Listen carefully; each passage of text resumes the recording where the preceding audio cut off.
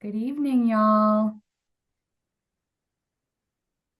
There's Ryan. Hey, Ryan, how are you? Put you on the spot to say hi. Hey, I'm doing good. Thanks for holding the lecture tonight. Really looking Yeah, forward happy to to see you. this. How are the holidays? Oh, it was good. I got a 15-month-old now, so he's wandering around demanding snacks. Demanding snacks That's just and yeah. probably enjoyed the boxes and tissue paper more than the Christmas gift. Oh yeah, he's 99th percentile for weight, so Oh, wow, he's a big emphasis boy. on demanding snacks. Kids have two bellies. I've always said this. They have the dinner belly and then the snack belly. Like so they'll be like, I can't eat any more dinner, mom. And then like they walk away from the table and they're like, can I have a snack? Like you've got to be kidding me. They It's also do fun. that at restaurants. You literally take them to a restaurant and then you leave and then they're like, can I have a snack in the car? I'm like, I'm gonna Uh, kill you. Yeah. Doesn't get any better. Yeah. can't Yeah. wait. Well, that's fun. I'm sure the holidays were a good time. How about you? Thank you for asking. They were hectic. We travel at Christmas. We go down to Florida, my parents and my brother, and so we're here, there, and everywhere. So certainly not restful, but fun and lots of adventure. So Yeah, felt like I needed a vacation from the vacation. You know how that goes. yeah, Did you guys have 2 weeks, or what did you have? yeah. We did. It was a lot. Good. It was great. Yeah. That's great. Recharge a little. Oh, for sure. Hey, Madison, I see you there. Hey, Dr. Estes, how's it going? It's great. How are you? Doing well. Can't complain. Can't Yeah, never complain. never helps anyway, right? Yep, that is true. Did you have good Very true. holidays as well? I did. I did. Went back to the upstate, hung out with my family up there in Greenville, went to Columbia, hung out And there, went to a friend's wedding. We had a oh lot going wow, on a too. winter wedding. I know. Yeah, it was nice. It was up in the kind of Lancaster area. Is that right, Ryan? Don't laugh at me. Loving it. Fort Mill area. It I'm was just on the thinking of Game of water. Thrones. What? I'm just thinking of Game of Thrones now. Oh. But yeah, it was nice. It was nice. A good Good, break. I agree with Ryan. It felt so long, that 2 week period. I felt rejuvenized and ready to be back. And yeah, it was good. Get back in those teeth, right? yeah. I love it. Yeah. Good, good, good, good. I did a case presentation today and we always show pictures or videos of things that we've done. And I was showing them pictures and videos of going to that goat place beside you. And I took a picture of your practice and I was telling everybody, I was like, Dr. Estes's practice is huge. Like it is beautiful, such a big building. So Oh, now everybody wants to come see it. We'll they have to do better a come field see trip. it. Yeah. Yeah, field trip. So yeah, that building is not all my endo space, just to clarify. But Okay. yeah, when I built it much bigger than what I needed for the intention of having a tenant, like a commercial tenant. And nothing super worthwhile has come along. So we're actually going to build it out ourselves this year. So we're going to create like a big event space Mhm. because we do host a fair amount of events, marketing type events, and CE events and things like that. And then it's going to kind of be like a workspace that potentially people could rent, conference room space or the event space or whatever. So that's the vision. So that's coming this year. It'll be super. I know Lisa, look at her up there. She's all excited. But yeah, it's gonna be great Yeah. because there is not a lot of event space in Somerville. Mhm. And so it's definitely needed. So hey, if it doesn't come to me, I shall create it, you know? There we go. That's Yeah, right. that's That's right. great. Well, we'll give people a couple minutes here. I know it's 8:04. I see a Melanie up there. Hey, Melanie, welcome. I'm excited for a couple new names today, so that's exciting. Um, I don't want to start prematurely and leave anybody out. So we'll give it a moment. I see Brad up there hiding out. Fair enough. Dr. Estes, Aaron said he was trying to join, but it says waiting. Uh-oh, waiting. Lisa, do you see anyone in the wait room? Waiting room?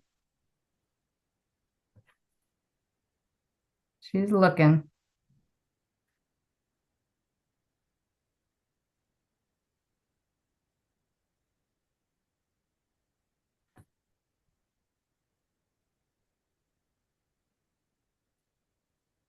Any luck, Lisa? Yeah, I'm not seeing anybody sitting in the waiting room. Um, Oh, hmm, bear with me. I'll see if there's a way to invite again. If we have, oh, here comes Mark. okay. Madison, do you want to can you just text him the link in case he's not using? Yes, I just sent him the link and then I also sent him a screenshot of the meeting ID. So either of those maybe should be able to work. Yeah, I hope so. Hey, Mark. Happy to have Hello, how are you. you?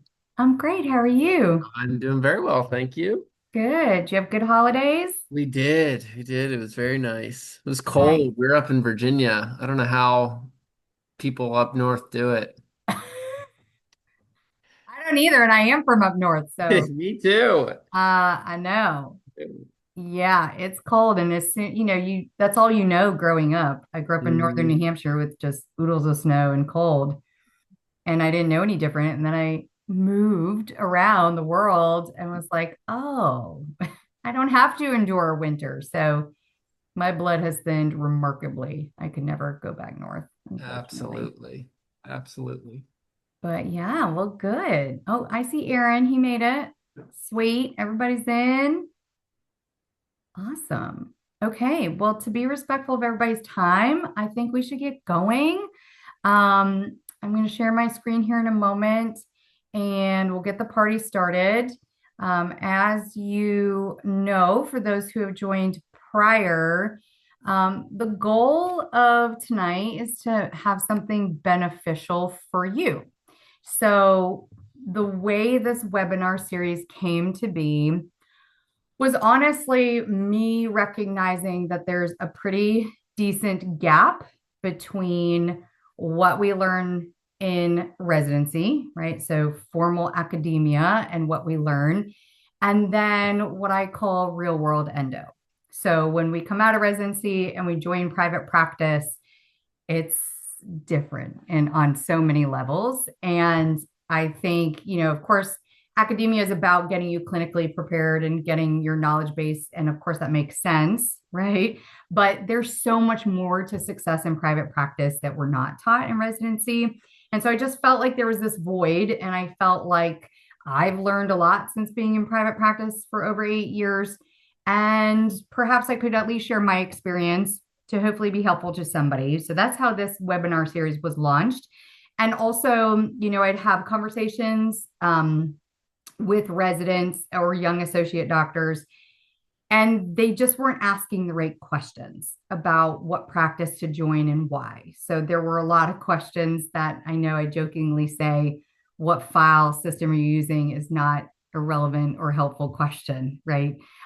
Because it doesn't matter, right? You can choose your file and be successful. So there are some really important questions that unfortunately don't make it to the top of the list when people are considering a practice to join. And so that's where this is trying to hopefully fill in some of those gaps. So tonight, our topic, I'm going to shuffle through here if it will. Oh, okay. So it's about leadership. So leading with purpose, building a thriving practice culture. And so interestingly, I have always felt very strongly that this particular topic is so important to success and happiness in practice. And I think it ranks way up high in terms of when you're selecting a practice, what to be considering. And ironically, most providers, dentists, endodontists in general, we don't focus on leadership and practice culture. We are very focused on a lot of things, but this seems to almost feel like maybe a fluffy topic. I don't know how to say that, but just like leadership culture, like what does it matter? It doesn't seem to rank up high in people's consideration. But I will tell you that practice culture is everything. Before I get too far, I want to make sure I introduce Lisa Joy. Apologies that I started. Lisa's my smiley friend there. So Lisa is part of InnoEndo. She is my marketing coordinator. She is many, many things. She wears many hats, but she's been with our practice for many years, and she understands, lives this practice culture day in and day out. So I have her here to let people in and create any conversation.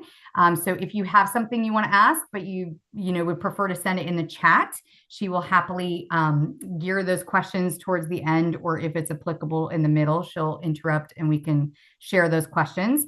And she also might have a different perspective or unique perspective as a supporting, leader in my practice. So, all right, so let's get the party started. So why does it really matter, right? So what if there's a practice that's just super productive and you crank out cases and you make a lot of money, but the culture's not there? Why does it matter? I would argue that culture impacts absolutely everything. So team engagement and retention. So, who is there to support you impacts you incredibly. And so you might be a great endodontist and can do root canals, but you need obviously a full team to make that happen. You need to have fantastic people answering the phone, scheduling appointments, greeting patients. You need to have people comfortable talking about finances with patients, dental assistants that are skilled. You need everybody. And so you could be the best, but you can't be the best without your team. And so if you don't have a practice culture, and people these days, especially the younger generation, are really, really focused on practice culture. Yes, they want to be paid a decent wage. Everybody does. But when you talk about what does this generation really seek in employment, culture is huge at the top. They want to come to a place where they are welcomed and have some fun, and and their teammates have the same perspective as them. So if you don't have team engagement, you end up with having practice turnover. So lots of employees will leave to search for that. And I will tell you, turnover is one of the most incredibly stressful things in practice. It's very expensive if you happen to be an owner at some point. Training new people and then having them turn over it's just incredibly stressful and expensive. And so if you can create the culture that team members want to stay, that is certainly what is best for you. You have trained staff that understands your mission and is committed to it long term. So culture impacts team for sure. It impacts your patient experience and trust. When you walk into a practice, what that culture is like. You can feel it, right? You can walk in, the atmosphere, the customer service, the people, is the staff happy? Is the staff grumpy? Does the staff look tired? All of that is part of that patient experience. And if you're trying to always deliver on 5-star customer service, you have to have a team that believes in those things as well and delivers on it. And so just like when someone answers the phone, if they're smiling or not, right? You can tell. And so that's all part of what does your culture, require of your team? Is your team smiling when they answer the phone or not? So patient experience, and then certainly trust matters as well. So in our world where root canals are big, bad, scary, anxiety inducing things, we have to create trust very quickly. And so how your team invites the patient into the practice, how they communicate with them is going to help create that trust. So a very big part of it. Operational efficiency and consistency is huge, right? So we want to make sure that everything is done systematically each and every day, and team member A is not doing it different than team member B. So you have to have efficiency. And I will tell you, culture is a big part of it. If you have one team member that works really hard and another that's lazier, like that creates disruption and resentment and all that fun stuff in the workplace. And so You have to have standards of what's accepted in your practice, because if you allow those things to happen, then what you allow becomes your culture. So we have to be very careful about setting very clear goals and standards for team members. And we have to enforce them, because if we don't, then we're not consistent. Our team loses trust. And that's how people start to become unhappy. So long-term practice growth and scalability. So if there's vision for continuing to grow internally and or adding locations, you have to have that culture in place before you do that, because otherwise you're going to be scaling with chaos.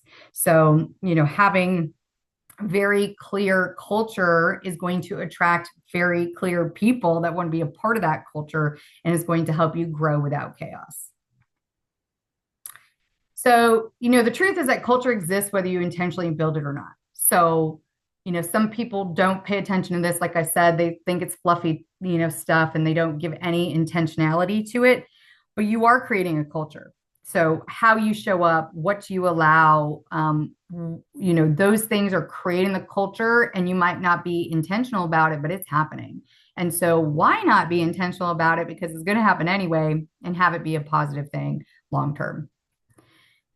So let's talk a tiny bit about leadership versus management. So, they are different. So leadership and management are not the same, and these are how they differ. So management's all about systems, creating the systems that people can follow and uphold, scheduling, policies, workflows. Those are things that fall under management. But that is certainly different than leadership, which is someone who's exemplifying the vision for the practice, the person who's exemplifying the behavior that's expected in the practice. Communication could not be bigger when it comes to leadership. And then trust. So sometimes people think, oh, well, there's an office manager, so inherently they're a leader. I mean, I would argue that every person in the practice is a leader in some capacity, but just because there's positional leadership doesn't mean that person is embracing or exemplifying the leadership that you want in your practice. So hint, hint, it starts with you. So we'll get kind of into that a little bit more, but everybody is looking to you as the leader. And this is true whether you're an owner doctor or associate doctor, because inherently with the title doctor, you are a leader in your practice, whether that's something you fully embrace or not. That is how your team sees you. And so let's talk about that a little bit further. So strong practices need both culture. Sorry, I got my little thing. So strong practices need management and leadership, but culture is driven by leadership, if that makes sense. So you can have a strong manager, but leadership is really going to define how the practice is perceived by referring offices, patients, and your team. All right, so what's our role as an endodontist, as a leader? So we really set the tone. Like, we are the ones that set the tone for the practice. Communication, as is true in our personal lives, is the biggest thing I would say that sets the tone for your practice. Are you clear? Are you kind? Are you consistent? If we show up and one day we're happy as all can be and we have our morning huddle and things are great and we're motivated, but the next day we show up and we're grumpy and we're tired and we're short with people, your team doesn't know which you they're getting. Okay. And so I always say we're really not allowed to have a bad day. Not in the office. You can have all the things going on in your world. You could be tired. You could be up with a baby 3 times in the night. Like, all those things happen, but you have to present yourself the same way every day. Otherwise, you erode trust with your team. And they will start to question, oh gosh, are they grouchy today? Are they good? Like, what, who do we have today? And that's not a fun position to be in for them, because how can they, meet your expectations when they don't know who they're going to get? And so if you're consistent and you communicate clearly and consistently, then your team is going to be like, all right, this is what to expect from Dr. Estes. My team knows what to expect from me. Now, I will say, that doesn't mean that you can't be, I'm a very direct communicator. It doesn't mean you can't be direct, but you have to be kind and you have to be consistent. So communication skills, also not taught in school, but I will say is very, very important, certainly in your day-to-day interactions. how do you respond under pressure, right? Being an endodontist, super stressful sometimes, right? Like you can't get in the canal, another patient just checked in, you're running behind, like all of those things are pressure. And we need to learn how to cope with the pressure. And so Dr. Torkin was shadowing me this last week, and he was like, "You're just cool as a cucumber. Like, you just doesn't matter what's happening. You're just cool as a cucumber." And I obviously have learned and practiced that over the years, but you really do have to learn how to cope with that because your team's looking to you for how do we act in this type of a situation? And you want to be the person to set that tone. And you just want to be able to go through cases without your heart rate elevated and you sweating, right? I mean, that's nice too. So, learning how to respond under pressure. They're watching how you treat patients and team members. Everybody is watching and everybody is listening all the time. And so it's just like a parent. Your child is watching all the time. Okay. And so your team members are not much different in that they want to see you. And if you step off the path, they notice it very quickly. So they want to see how you treat patients. And then guess what? My whole team treats patients the same way I do. Right. So I'm incredibly engaging and communicative and have a lot of fun with patients. And so my whole team is like, well, this is what we do here. And so everybody in the practice starts to be that same way. So you're setting the tone for that. We talked a tiny bit about what you tolerate versus what you address. So I will say, I said it before, and I think it's worth repeating that what you tolerate becomes acceptable in your practice. And so you might be like, well, so and so, spoke to another team member a certain way and you knew it, you overheard it, or you heard about it and you did nothing about it. Well, now that person thinks that that's acceptable in your practice because it is, because you didn't intervene in any way. So you have to be very clear on the expectations for your team and the practice. And this is where the wheels start to fall off because if you tolerate it for one person, and then somebody else sees that. Now they think that's part of the culture and it can grow into a little beast. And you certainly don't want that. So conversely, if you address something very early on and you indicate, with clear and kind communication, we don't do that in our practice. That's not acceptable. Then guess what? You squashed it. And they will know moving forward that that's not acceptable, but you have to mean it. So you can't say that and then it happen again and let it fly the next time. Because again, if you tolerate it, it's just going to keep happening.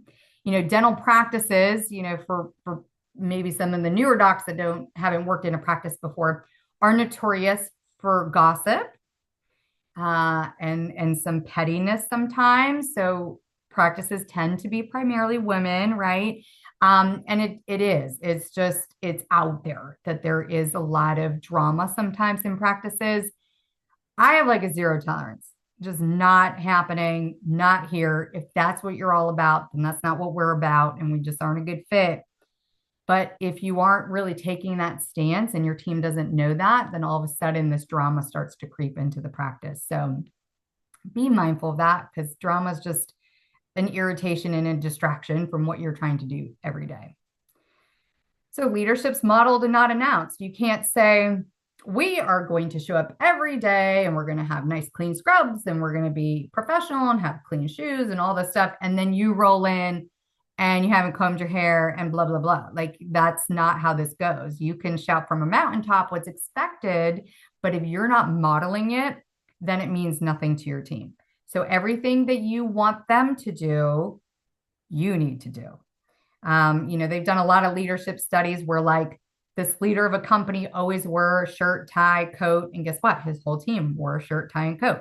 And then he like did an experiment where he stopped wearing a coat and untucked his shirt.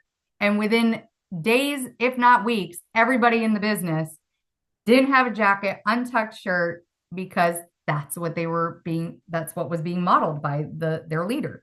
So they are watching you. And, I think sometimes it's subconscious for them, like they don't even recognize it, but whatever you do, they shall do.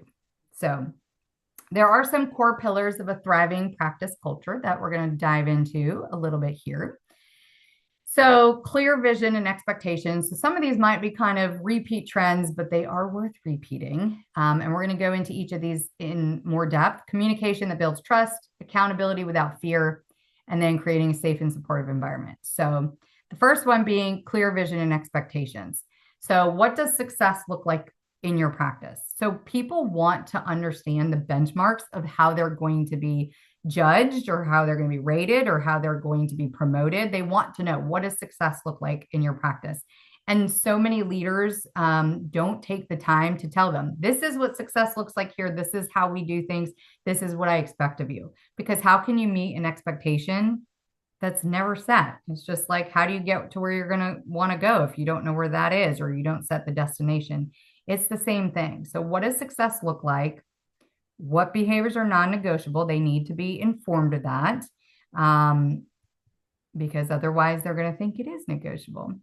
How do we define professionalism, teamwork, and accountability? What does that look like? So all of these things, and I will tell you, people learn from repetition and immersion. So you can't just tell your team one time, this is what we do.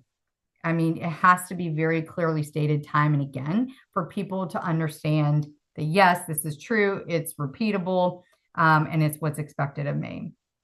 And so people really do truly perform best when expectations are clear. It's when someone doesn't exactly know what you want from them that they maybe make their own choice or make a decision that doesn't align with your culture. So they need to know clear, what's the vision of the practice? What's their role in perpetuating that vision? So team members want to know. Communication. I mean, we just have to have consistent messaging across the team. You cannot have, one team member that you're more relaxed with or allow them to get away with something, but hold somebody else accountable to the same thing. You just can't do that because that just makes people very confused and it makes people, feel, that it's an unfair environment. So you have to have consistent messaging. If you're going to tell one team member one thing, you really have to tell the same across the whole team. Listening, right? So we love, we love to talk, right? But sometimes it's as little as sitting down with a team member, just checking in. How are they doing? What's working? What do they need help with? Because we have to take that time. Otherwise, people might be like unhappy about something in the practice and they're letting it fester and it's growing. And the next thing you know, they're looking for another opportunity. And if you had just asked them, how are things going, taking a few minutes to check in with your team members, then they would have had the opportunity to share with you. Maybe they don't feel confident enough to approach you and talk about something. But if you have intentional time to communicate with your team, and this can't be amongst a busy, crazy schedule, this has to be intentional check-in time with your team, then they'll be able to have those conversations and you can fix things very early on. There has to be a willingness to have uncomfortable conversations early. So in our practice, we call this 10% conversations. So, when we communicate naturally, we tend to say about 90% of what we're really trying to say, but we leave out that 10% because that's the hard 10%. That's the part that I don't want to say it. I might, I don't know if they're ready to hear it, whatever the reason is that we don't say that 10%, but the meat's in the 10%. And so, Lisa can attest to, certainly on a leadership level, when we're talking about things, we have that 10% and we actually announce it. We say, we're about to have a 10% conversation. And so that means we're going to be honest. We are not going to be rude or unkind, but we are going to tell the truth. And the truth is what the truth is. And then we can take action. But if you don't have any issues, challenges come to light, then they just kind of keep festering in your practice. And this is not uncommon in dental practices to have kind of repeated issues. Different people leave because they're just never addressed. So you have to have uncomfortable conversations. They really do have to be early. Like you don't, if you're seeing a behavior with a team member or something that's just not working within the practice, you don't let it go and let it go and let it go because, then the conversation gets even more challenging down the road. So early is best. I think it's worth mentioning too, 10%, when you have your team in alignment, everybody uses that as a tool and that also helps with the culture and reducing drama, because anybody having an issue between team members can go to one another and say, hey, we got to have a 10% really quick. And so everybody knows what that means. Mhm. And the other thing is, the more important the relationship, the harder it is to have these conversations. So it's easy to have a hard conversation with maybe that assistant that you don't really know very well, you don't work with very much, versus an assistant that you are working with side by side every single day, Mm. out of fear or, concern that it's going to hurt the relationship. So I think that's been a really powerful tool in our practice, to make hard conversations easy and everybody doesn't take it personally because we know it's just to better the business. So that's been that's Absolutely. been awesome. Yeah, and Lisa's right. Like the closer you are to that person, so like Lisa and I have worked together quite a bit, so we know each other very well, and it does make those conversations harder when you really are working closely with somebody, and you respect them a lot. Sometimes those conversations are harder, but you will find that the more often you have them, the easier they do get. And when there's silence, when somebody's not saying something, that's when assumptions happen, right? People assume something about what you're thinking. I had a team member one time tell me that they thought I was upset because of how I walked down the hall. And I was like, I don't even know what that means. What does that mean? They thought my footsteps were louder than usual. And I'm like, okay, well, that's, just silly because you're making assumptions and it wasn't accurate. But that's what happens is that people's wheels start to spin and oh gosh, she must be angry today. She's walking heavier. I don't know. But so creating an environment where you can communicate these things, where my assistant could say, hey, is everything all right this morning? Of course, like we can have those conversations, but some cultures don't create that safe environment to do that. So communication, I cannot emphasize it enough, especially as an organization starts to grow and you get more team members, guess what gets more challenging is communication. Because then you have like a team organizational chart. And so the message from the top, by the time it gets to the bottom, like it's a game of telephone, it's not exactly what you said, this person interpreted it this way. So communication only gets more challenging as a team grows. Certainly, if you end up in a multi-location practice or grow to a multi-location practice, that just makes things even harder, because now the communication telephone is spread out physically, and your team is not all together consistently on a daily basis. So the earlier you can create some very strong communication, and I will say with your referring offices too, if you want to keep strong relationships with referring offices, if you are that practice that communicates promptly and clearly, that is incredibly valuable to them, right? If they don't hear from you and there's a patient issue and this and that, like that's just creates frustration. And so communication across the board, if you can master that, I mean, you will just be a rock star. It's a true talent. Okay, so accountability. So, addressing issues promptly and respectfully. So, people have to be held accountable if the culture has been, guidelines have been set, expectations have been set, and then they're set and they're not meeting that. We have to hold people accountable, because that's how people can grow and learn. So it's not about, being chastising them or making them feel bad about anything, but it's about educating them, helping them to improve in their role. And so in issuing, addressing them promptly is just the best thing that you honestly can do. It's not comfortable sometimes to have conversations to help someone grow, but if you do it appropriately, then it's absolutely going to be valued by your team member. And so behavior is different than identity, right? So you can't have someone do something and then attribute an identity to that. Oh, well, they didn't make that phone call I asked, so that means they're lazy. Like you can't, have a behavior or action to what that person represents. So you have to be careful to address a specific instance or behavior, not create, narratives in your brain about what that person is or isn't. So be very careful about that. And then holding every single person on the same standard, including you, right? So everybody has to be on the same standard. it is a very difficult thing when you have a very, very strong performing employee or team member, but they don't uphold or embrace the culture. That's like one of the most dangerous positions in your practice, because here's this person, they are a rock star. They are so good at their job. They're great, but they don't have the right attitude. They don't believe in the culture. They're not upholding the core values. That's a very difficult position to be in.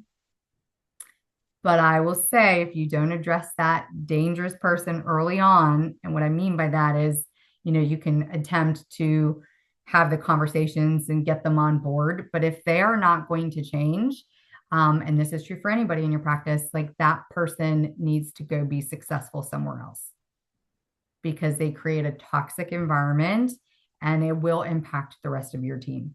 And so this is very, very common. Like, oh my gosh, I can't let this person go because they play such a vital role in the practice and they know things and nobody else knows how to do it. Yes, there's a lot of drama and teammates don't like working with them, but I need this person. That's a very common, conception of the situation. But I will tell you, as soon as you let that person go, and hiring and firing is not something we're taught in school either, but it is a relief to you and the rest of your team.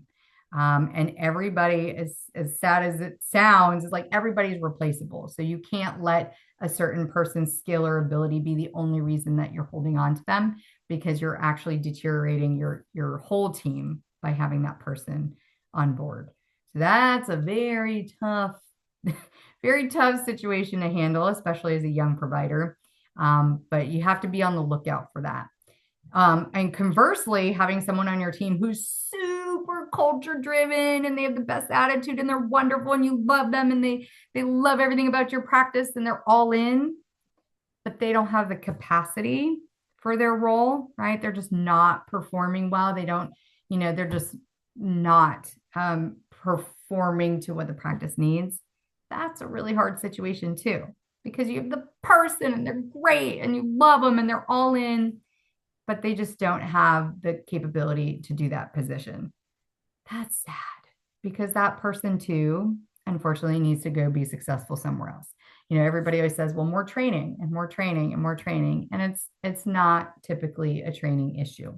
So those are kind of the two toughies to be mindful of in a practice, but you really do have to be able to step back and not be like, oh, but we really love Susan. We love Susan. Like, you have to get your emotion out of it, because otherwise you're just holding on to someone that's not really living the mission or contributing to what you're trying to achieve. So those are hard life decisions, trust me. And it's hard to step away and step back, and really recognize who should continue on the mission and who shouldn't. Those are keep you up at night type of decisions. But if you go into, this is very clear, this is what we stand for, these are our values, and if you can on paper determine who's living and breathing and performing their role, then you can try and eliminate the emotion from making those decisions.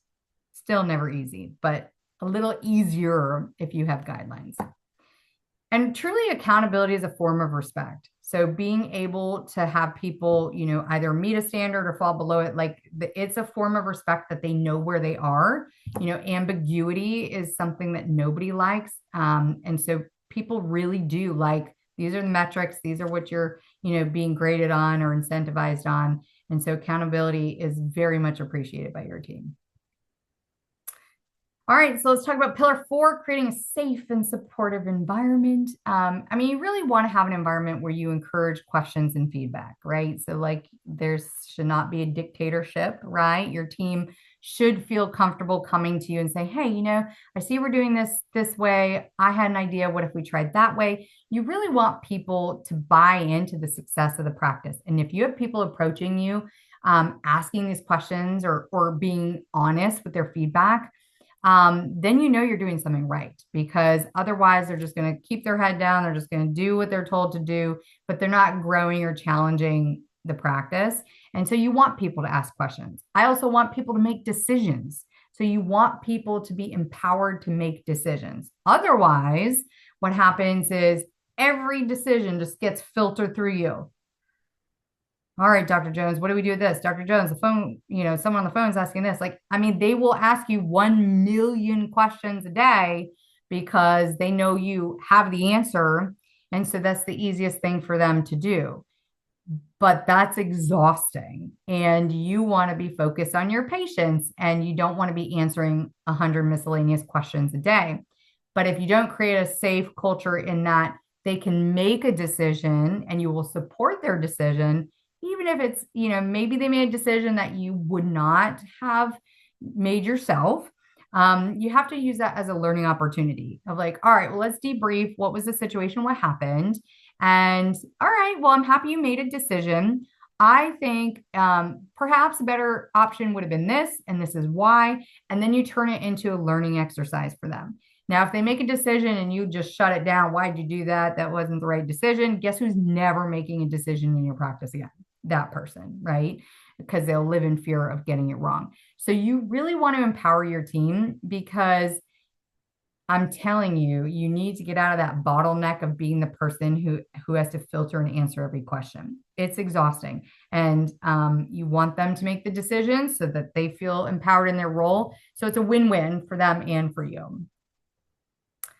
And mistakes, right? They have to become learning opportunities. Now, you can't just overlook things that are not being done well because then you're just allowing mistakes.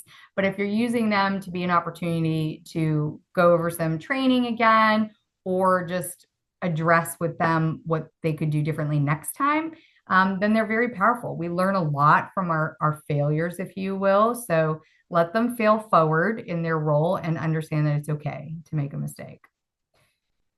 Never want to have a blame-driven response, right? So this isn't finger pointing. If you're framing your feedback to your team in terms of the mission, right? I'm approaching, we're going to talk about this because the mission of what we're doing is this and what we're trying to accomplish is this, then it's not coming from criticism or blame from me. It's because we need to uphold this. And so this is how this doesn't align. So if you kind of come at it not personally, but rather from what the practice is trying to achieve, then I think it's a little softer. And really, teams do thrive where it's safe to speak up.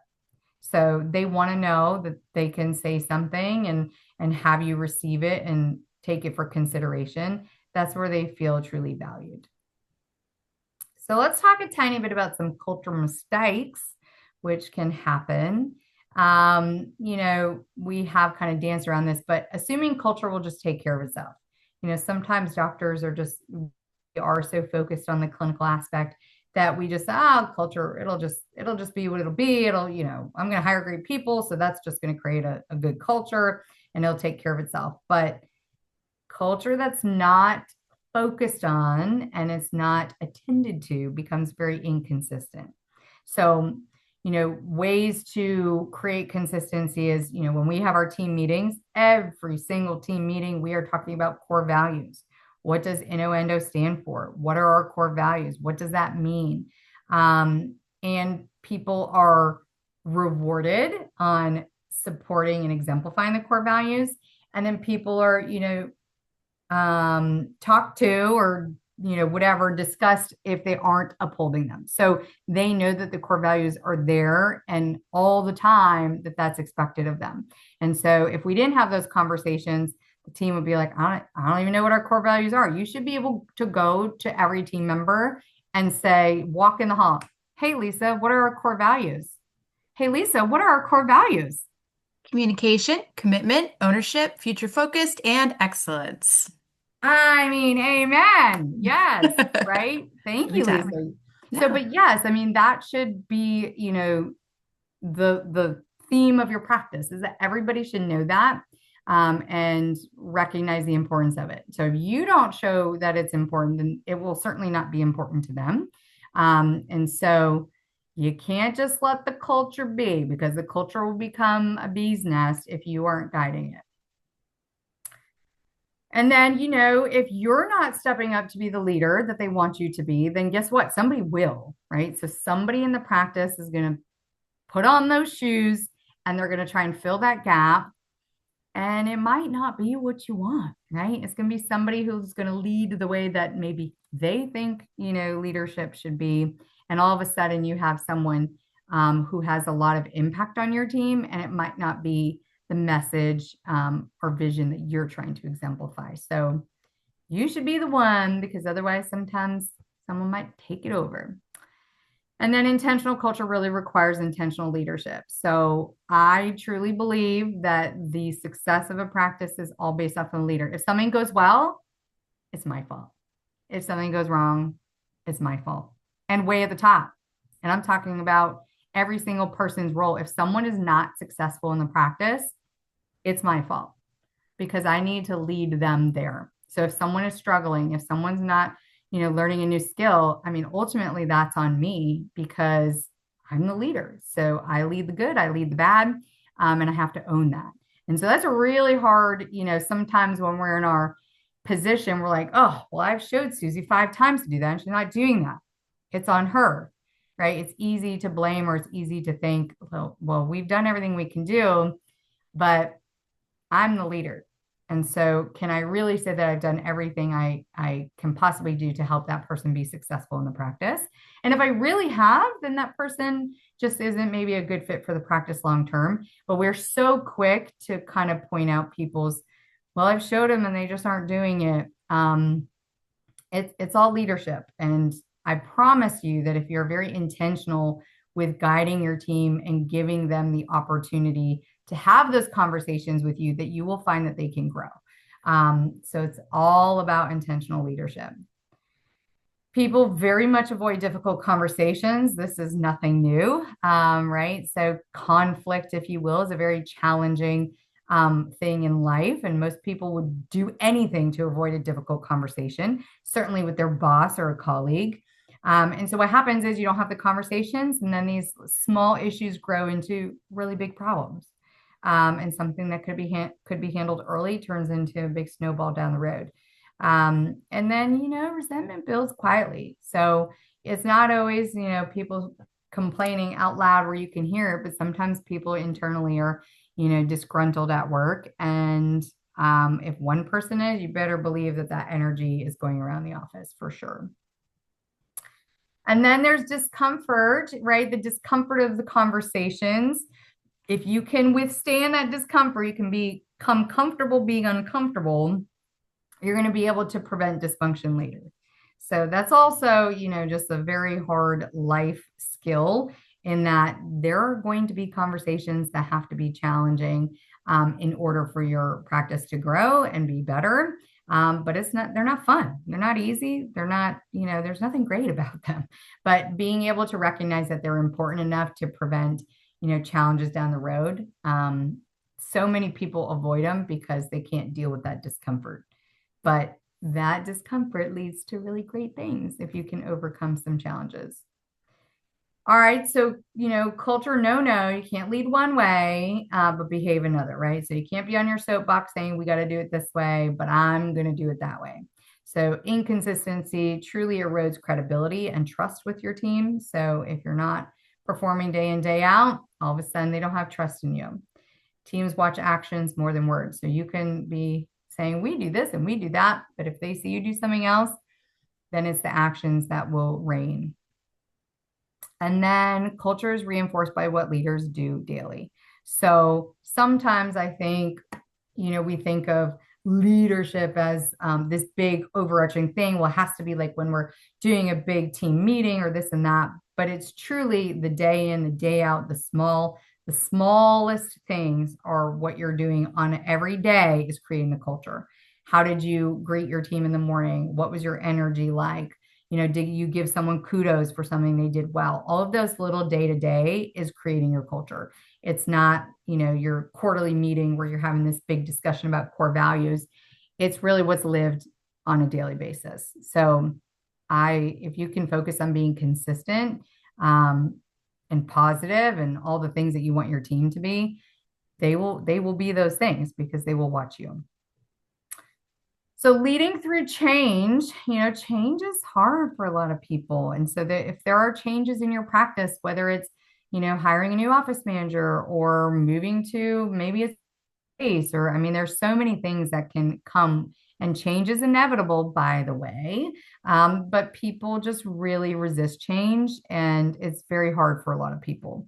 And so, growth, like I talked about, is going to create some risk in your culture. So if you have new team members, all of a sudden, you have your identities within the team, and we hire someone new. How does that person fit in, and what's the dynamic? So things can change. New locations for sure. The bigger you get, it's like, it just is a growth challenge, because you're physically far away from people, which makes it very challenging.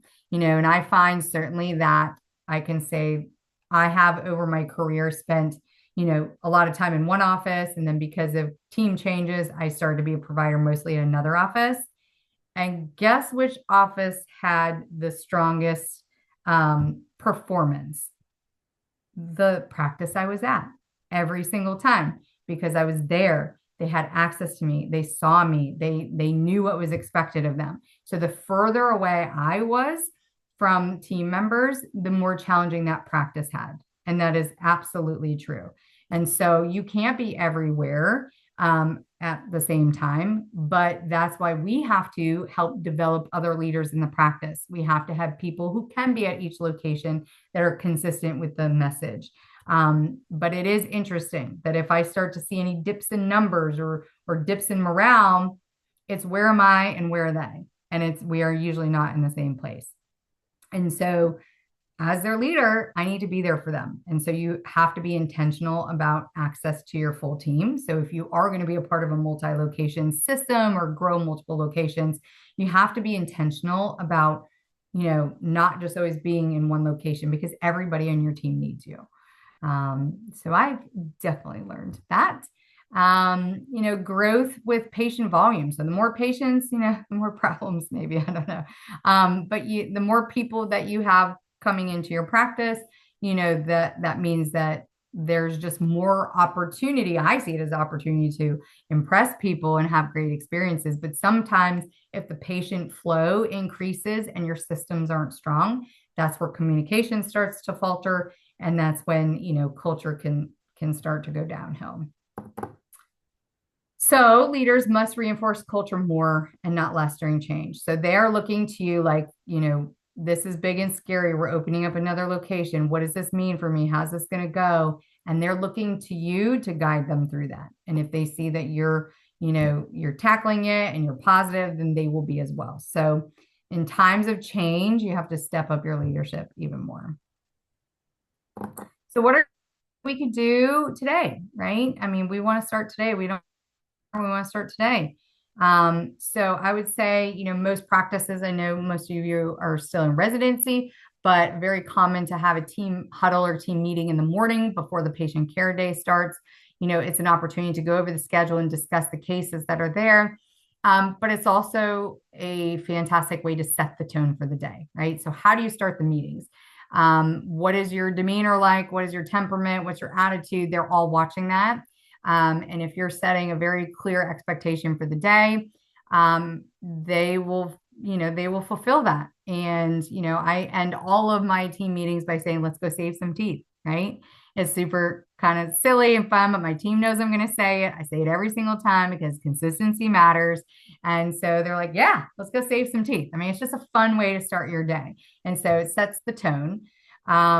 It's really important to recognize positive behavior. Some people absolutely thrive on recognition. And this is not my strength, because I personally do not thrive off of people telling me I do something well. That's just not my reward system. But that doesn't mean it's not others, right? And so our team does some fantastic things day in and day out, and trying to train yourself to be in the mindset of, hey, Susie, you handled that challenging phone call so great. Like, awesome. Kudos to you. Saying something as simple as that makes a big difference to people. They're like, oh, they're observing, they're watching, they're recognizing. In our team, we also have little nomination boxes that we have in each location. And these little boxes have just a little piece of paper nearby, and the team can recognize each other, because frankly, if I'm in a tooth all day, which I am, then I'm not seeing that fantastic patient interaction. I'm not hearing how my dental assistant handled that anxious patient really well, but maybe their team member is, right? So maybe they saw each other and like, oh, wow, that was really great. She did a great job. So they go to the nomination box and they say, you know what, Madison handled that phone call beautifully today. Kudos, Madison. You're always so patient on the phone. And so she puts that little, nomination into the box. And then what we do at our quarterly meetings is that we pull a bunch of those out and we read them out loud so everybody can hear and reward people for the awesome things they're doing in the practice. We give everybody a gift card if their name is drawn, and it's just fun, right? You get to start off the meeting positively, and then your team knows that what they're doing is being recognized, because there's nothing worse than doing the best you can do every day and no one ever acknowledging it. That's defeating, right? So making sure that you are recognizing positive behaviors frequently and publicly, right? So saying in front of your other team members, hey, you did so great with that. That means a lot to them to be recognized. And sometimes it's just a quick little word.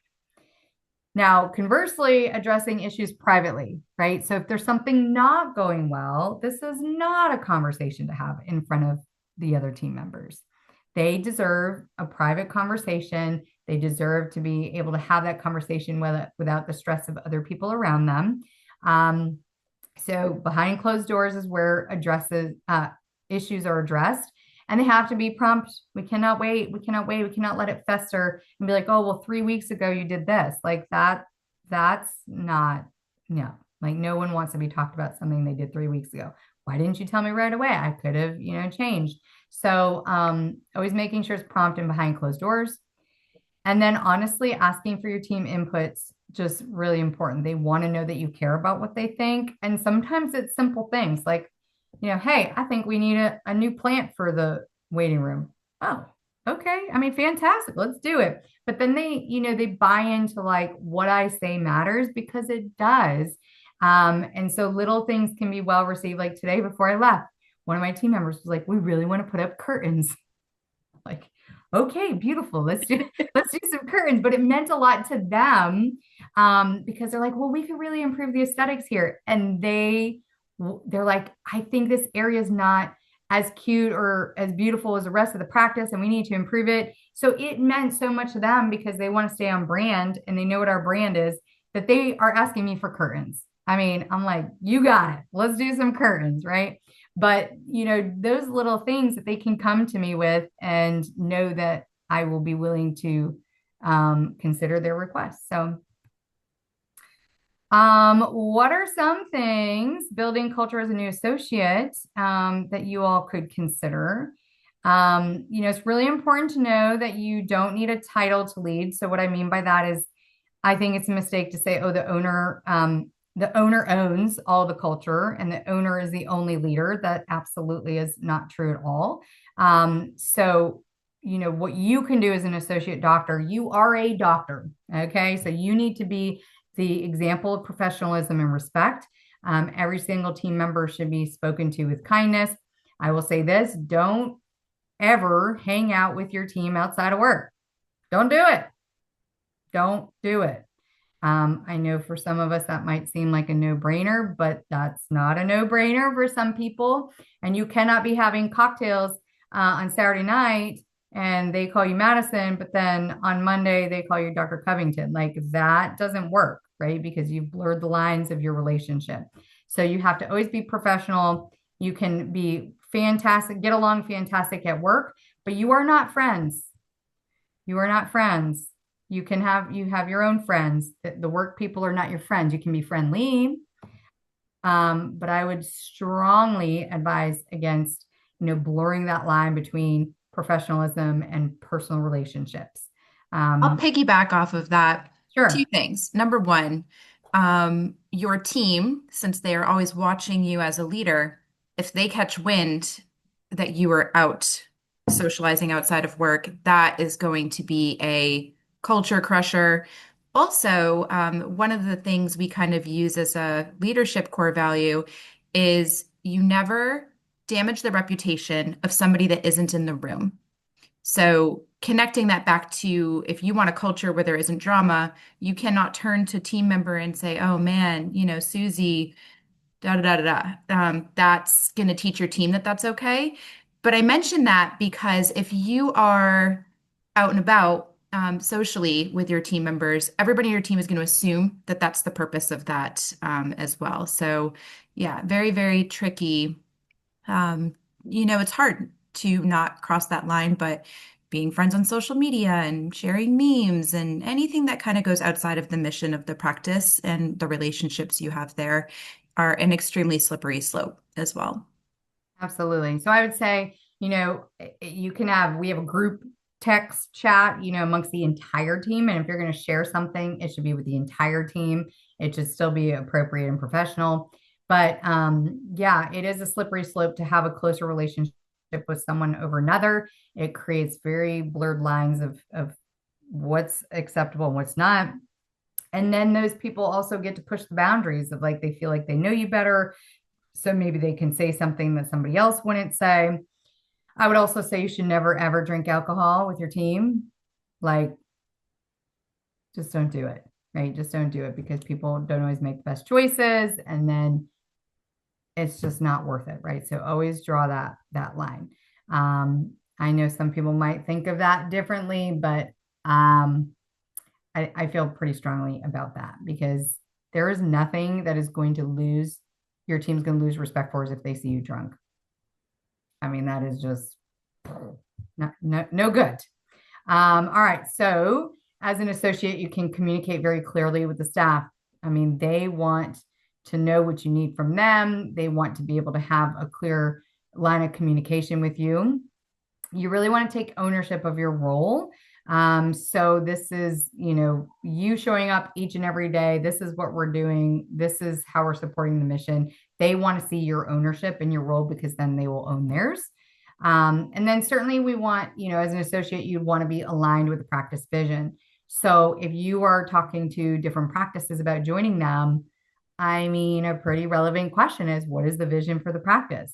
What are our goals? Where are we going? If you are having conversations with owner doctors that can't answer those questions, I mean, that's a little concerning, right? Because they don't know where they're going. So what does that mean about where you're going? Like, if they don't know, you're jumping on a train and like you're going into the unknown as well. So you should have, conversations where people are very clear about these are our goals over the next 1, 3, 5, maybe 10 years.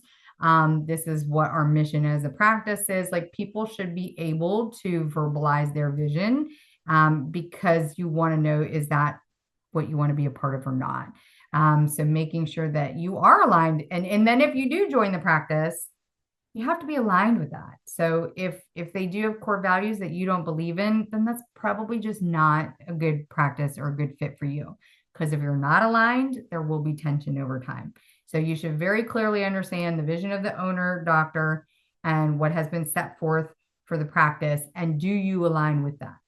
And if you don't, I think that should be a very strong consideration of the practice, that it might not be the best practice to join. So why does all this matter? Why are we talking about it? What does it even mean? So I will tell you, strong culture leads to better mentorship. So when we get out of residency and we're young docs, you're either going to have a practice that really wants to foster your growth and take care of you and mentor you as a young doctor, or not. And some practices are a little bit throw you in the pool, sink or swim, kind of build your own schedule, figure it out. Like, that's just some of the environments. And I will tell you, really want someone who believes in mentorship, because you have so much to learn when you get out of residency that it's like drinking from a fire hose. And if you have someone to walk along that journey with you, someone who's willing to answer questions, someone that's willing to go over cases, someone that's willing to shadow, have you shadow them, like learn from. I mean, that is what is going to, in my opinion, especially for your initial position out of residency, that is what's going to create your happiness. Do you feel like you have that mentorship from the doctor or not? And so some really great questions would be, well, how do you foresee mentorship in my first year or two of the practice? And what does that look like? And, is there a plan for that? Because if that question has no answer, then, you're going to be on your own for the most part. And is that aligned with your personality and what you're looking for? Um, Obviously, this goes without saying, but healthier work environments reduce burnout. Now, my team works hard, right? My team be working hard. But I work hard, right? So there's a super, clear expectation that we are going to work hard. We do play hard. We do fun stuff as a team. I am very intentional about always trying to recognize their hard work and exemplify gratitude and little different things to show gratitude. But I will tell you, your team will work to the bone if your vision and your leadership is strong enough. If you are there for them as a leader day in and day out, it's like all those little things that you do every single day is almost like filling up a piggy bank, right? So I gave Lisa a compliment for something she did great. I get to put a coin in the piggy bank. I showed up with my positive attitude. I get to put a coin in the piggy bank. And your piggy bank is going to grow. And then one day, there's going to be something that you really need from your team. Hey, I know that I said we're going to do this, but I really need, can you stay an hour late with me for this patient? Guess what? Absolutely. They're going to say absolutely because you've filled up the piggy bank over and over and over and over and over again. And so you've created some capital, like you've earned that capital with your team. Now, if you aren't a strong leader and you aren't showing up consistently and you ask a special favor from them, guess what? They're going to be like, no, I got to go home. I don't want to do it. Or they're going to do it grudgingly. So I will tell you that your day-to-day decisions are creating that piggy bank that when the time comes and I'm like, Lisa, I'm sorry, but I need you to follow up on insurance claims for 12 hours today, which has happened, of course. And Lisa's like, you got it, because we have created that capital together. So your day to day is going to let you know, like your behaviors day to day are going to determine how supportive they will run through a wall for you if you are a strong leader for them. I promise you that. But if you're just there and it's just a job and you're just, doing your day to day, they're not going to go that extra mile for you. So leadership skills, prepare you for ownership and growth. So if ownership is ever, something in your vision or your future, leadership, there are a million books written on leadership, but you really have to practice those skills because they are a skill. And you really want to embrace leadership before owning, right? Because if you don't have this fundamental in place, then you're going to kind of grow with chaos, or your team culture will not be represented the way you want it to. So what are some key takeaways? Culture is created daily through leadership behavior. So it's all on you as a leader. I know that sounds a little intimidating, but it's pretty fantastic too, because when you're super successful, it's all on you. Clarity, communication, and accountability are absolutely foundational. So everybody wants just clear what is expected of me, what are the guidelines, what is my day-to-day role. Like they want clarity, and then that way they can achieve it. Great leaders build environments where people thrive. I mean, honestly, if you look at the best companies in the world, the ones that are super successful and continue to grow, is because they have a leader at the helm that has a big enough vision that the team is following. So great leaders can build some really fantastic environments where people will thrive and stay long-term. And then the strongest practices are absolutely built by leaders who lead with purpose. So if you are never thinking about leadership and how am I doing as a leader, if you're never reflecting on that, if you're not investing in some sort of leadership training, which I have, I think it's so important to, get those skills in place, because if you're not leading with purpose, someone else will do it and it's not the direction that you want. Woo! That was all kinds of fun leadership stuff. So I think Lisa might have a couple questions in there for me. I don't know. I don't see a whole lot of questions, Okay. but certainly if anybody has a topic they wish for us to expand upon, I mean, leadership is one of those kind of bigger, broader topics, but it really is the foundation. So if you're somebody that's not comfortable having difficult conversations, finding out ways to build on that strength and skill are really going to make or break the difference of having further frustration. I mean, I think that's a big one. I'd say it took us some time to figure out how to communicate and have those hard conversations until we realized we had to get our team on board with 10% and just really making sure, everybody understands that we have to be able to talk to each other and we can't dance around the issues. Miss Madison says, Dr. Estes, do you have any leadership courses or CE you highly recommend? Oh, okay. So me personally, what I have done, this past year, I joined an organization called Tower Leadership, hence the name. They are an organization which is focused on helping dental practices grow and thrive. So there's, all those foundational conversations about strategy and, hiring the right team members, and there's overall practice guidance. But their foundation of the whole organization is exactly that. They believe that everything comes back to leadership. And so with that organization, I was able to, number one, put myself in rooms with fantastic leaders. So if you want to be a better leader, if you want to be a better endodontist, you want to be a better mom, you want to be a better whatever, then you have to put yourself in the room with those people that are better.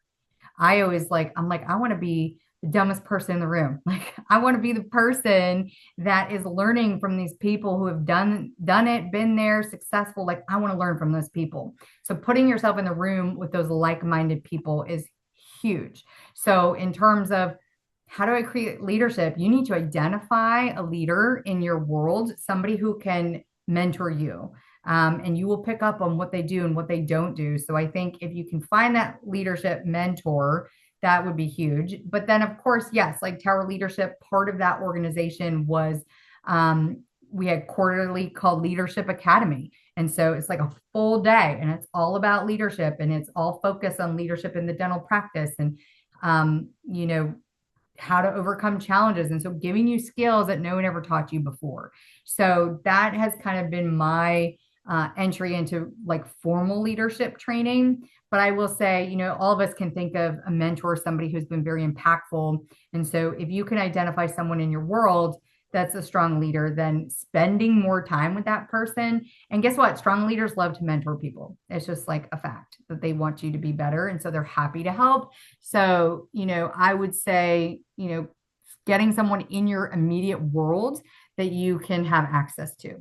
And then, Lisa's mentioning Tiny Rhino. So Brian Hunter is a fantastic leadership guru. I mean, he is absolutely amazing. So I've been exposed to him through Tower Leadership. And oh, by the way, I was so impressed with him, like so blown away by how impactful he was, that we hired him and brought him to Charleston so that he could speak to my referring community and my dental team about leadership in the dental practice.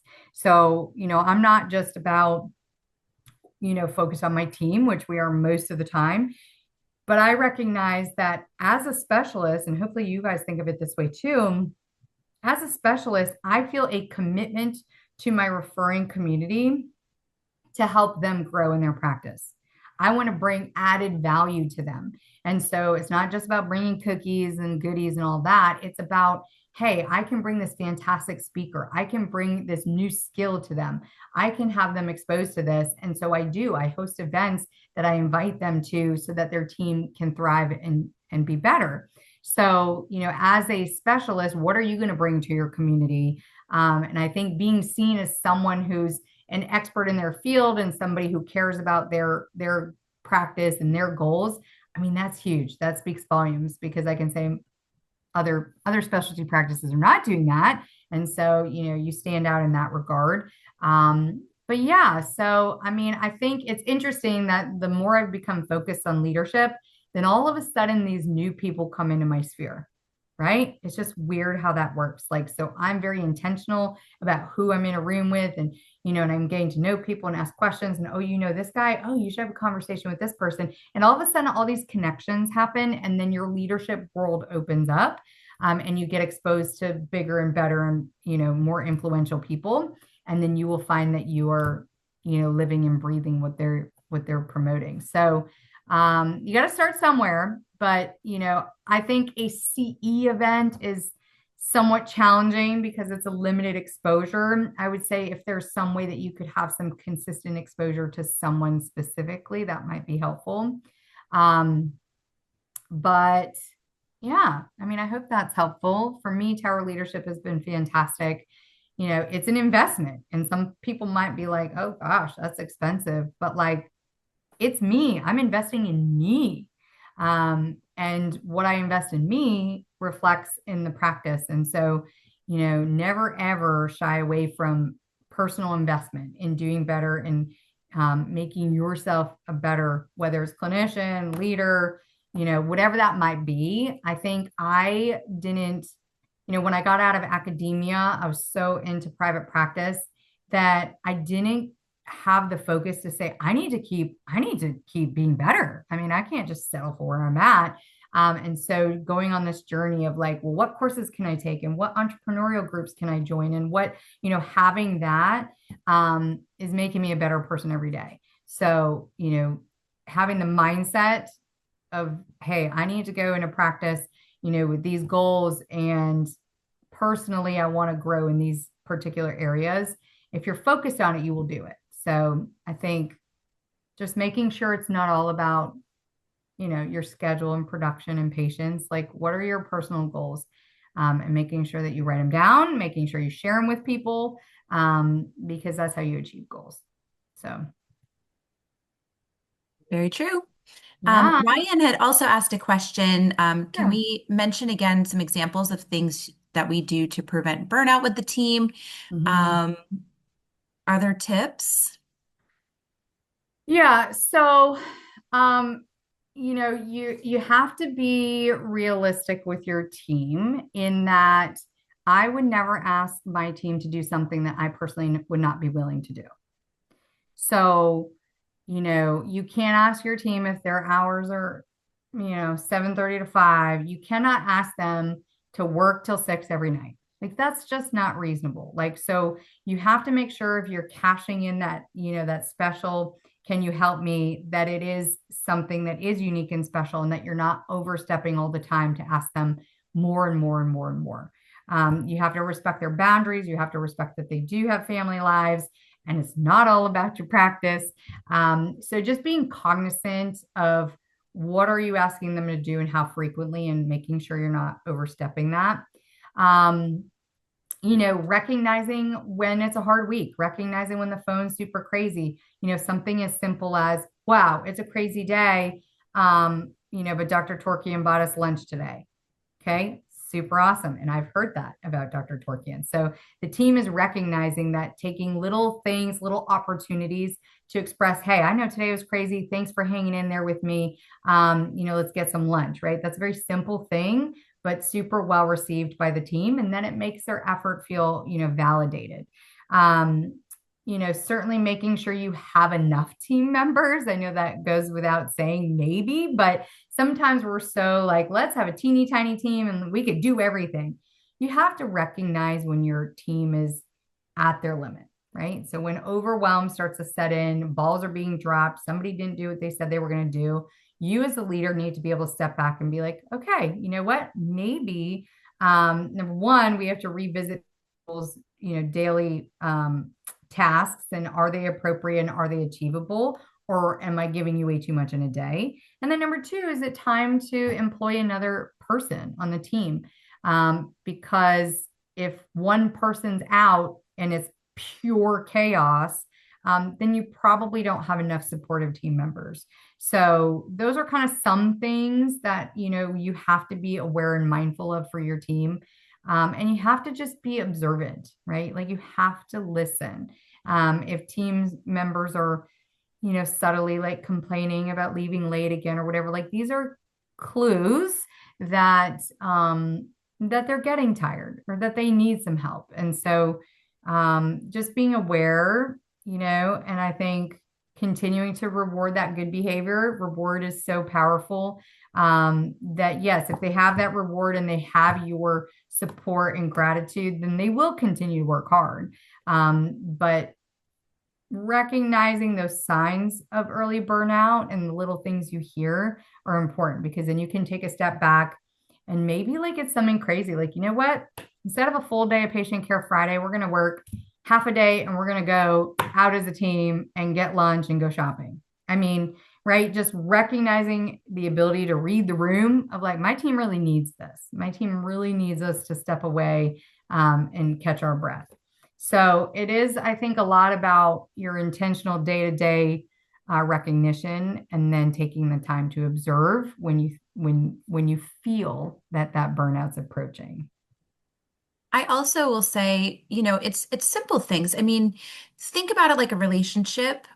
We work very closely together, so know your team members' birthdays, know Mm-hmm. your team members' work anniversaries, and be intentional about that. I mean, every year, I don't want a gift or a bonus or anything from the practice. When I hit my 1 year, 2 year, 3 year, 4 year, coming up on 5 year, the thing I look forward to the most is a handwritten card from Dr. Estes. And knowing that I know how busy she is, the fact that she stops and takes a moment to do that and she does it, those little things really matter. Just feeling seen, feeling heard. We're really big about taking time to listen, like Dr. E said.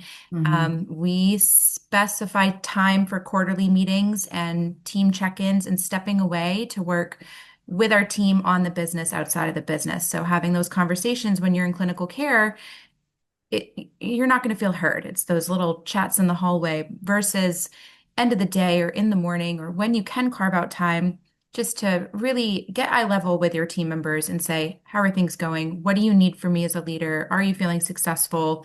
That goes miles, and you will be very surprised at the things Yeah. that your team shares with you during those sessions that you otherwise were maybe not able to be observing and address. And that will save you a lot of hardship down the road as well, because people just want to feel heard. Maybe it is that great idea because your team is going to be sitting there wondering, okay, when's a good time to talk to her about this? Or when's a good time to go to him about this? And nope, nope, maybe not today. Oh, not now because they're not in that mood. So it's all kind of connected. But yeah, things as simple as the things you would celebrate for others. We have a team member that graduated with their bachelor's. They went back to school and they finished their bachelor's degree. They were doing that at night on the side. Celebrate that. We have team members that we have a couple of them that just closed on new homes. Give them a basket or a card or a Home Depot gift card or something to commemorate that and recognize it. That's just to have a little bit of, context of what's going on in their world that's important to them. Really, really matters for sure. Absolutely. And just to piggyback off that a little bit, Lisa, brings up a handwritten card. I'm telling you that you would not believe how impactful those cards and words are. I've had team members that I gave a card like on their, 1 year anniversary, and it literally was pinned up in front of their desk for years, because it just, no one's ever done that, right? No other owner, no other leader, no other doctor ever took the time to like take 5 minutes to write a heartfelt, honest note to them about how grateful you are to have them on their team. And guess what? When you get that recognition, it feels good. And they, then they're in, right? They're just bonded to the company even more. Hard to leave and go to a place where you're just going to be a name or a number, or you have a leader that doesn't do those things. So it is the little things that are super impactful for team members. We also have, like, for every team member that joins the practice, we have a little simple questionnaire that we ask them, like, well, what's your favorite sweet treat? What's your favorite restaurant? What's your favorite color? Like, and just kind of some favorites, so that if we are doing a little, thoughtful gift for someone, that we can actually tailor it to what they like, right? Do they love to go to the movies? Do they have a favorite restaurant they go to every weekend? Like, if we have that little questionnaire, we keep it in their employee file. And so when it's like, oh, well, Lisa's birthday's coming up, let's, what does Lisa love? What is she into? And then we can give them a meaningful gift and not just, a gift.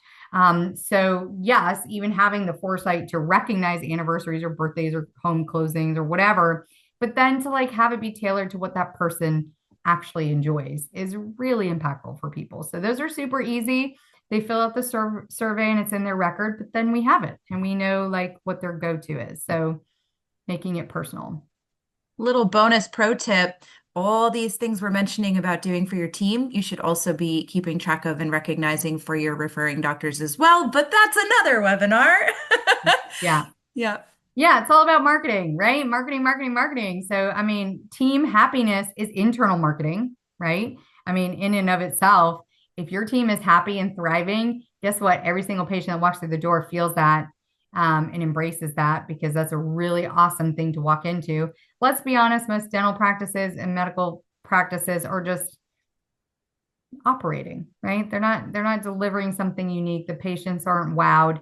And so if you have that solid culture, they're going to get an experience that they're not used to getting because they aren't a part of a practice that really believes in all those things. I'm telling you, it trickles down. So it is not fluffy. It is not just the stuff that we have to talk about because leadership's important. It literally impacts your team, it impacts your patients, it impacts your referring offices. It is what it is. Like if you go to any of our referring offices, they know the Endo brand, they know what we're about, they know how we treat their patients. And that's all part of the culture because in our culture, we don't accept poor communication. We don't accept, treating patients less than 5 stars. So that is part of what we are. And that's what we've built. And that's what people exemplify every day. So I think my biggest message is this is not fluffy. This is like the stuff that is literally day in and day out impacting your success in practice. And if you can focus on this, your career is going to be fantastic. So, all right. So we do have other topics, right? So we're always looking for the next webinar. So our next webinar is going to be practice economics. So, we also don't learn any of this in residency. So what are numbers? What the hey is a cost? What is a normal percentage to, be paying your team on payroll? What is EBITDA? Oh my word, right? Like what do all these numbers mean? It can be incredibly overwhelming. And sometimes I think it's interesting that we lose sight of that we are a business. Everybody calls it a dental practice. Every other company in the world calls it a company or a business, but we say dental practice. And I think somehow that almost makes us not recognize that we are a business and that we have to watch numbers and we have to have growth goals and all of these things. And so it is not just about, the schedule and MB2. It's not about MB2. Okay. It's just not about MB2. So these are the things that nobody learns that people are very intimidated by because we have no business training or experience. We don't have MBAs. But these are numbers that you really need to understand. Debt ratios. Like if I'm saying some scary words, then you need to be there. You need to be at the next one because we're going to talk about some really awesome things that can help you understand the business of dentistry. So, we're going to do Thursday, March 5th, 8 o'clock. Of course, we will send out a nice registration link and we do want you to share this, right? The whole purpose of this is just to share some knowledge amongst, each other. So if you have resident friends at another school or you have anyone who would be interested in joining, it is open and welcome to everybody. So please share. And we'll send out registration info. We will also send you a link to today's webinar if you would like to review any concepts from today. But I am so happy y'all joined. It was very fun to meet with you all and hopefully get a different perspective than just day-to-day residency. Any last questions? Are we good? I'm not scared of a question now. All right, y'all. Well, have a good evening. If you do have any questions, of course, you can always email, but we'll send some information for the next one to come. And if you have a topic that you're like, I need to learn more about this, let me know because I am, designing the topics based off of, my opinion of what's super important in practice, but maybe there's something that you're just totally, wanting me to cover. So you have to let me know those things, and I shall happily do that. So have a good night, y'all. Happy New Year. 2026 is going to be great. Going to be good. So go save some teeth tomorrow and connect with me if you have any questions. Thank you, Awesome. Thank you. Professor. Bye, y'all. Bye. Good night. Good night. Get some sleep.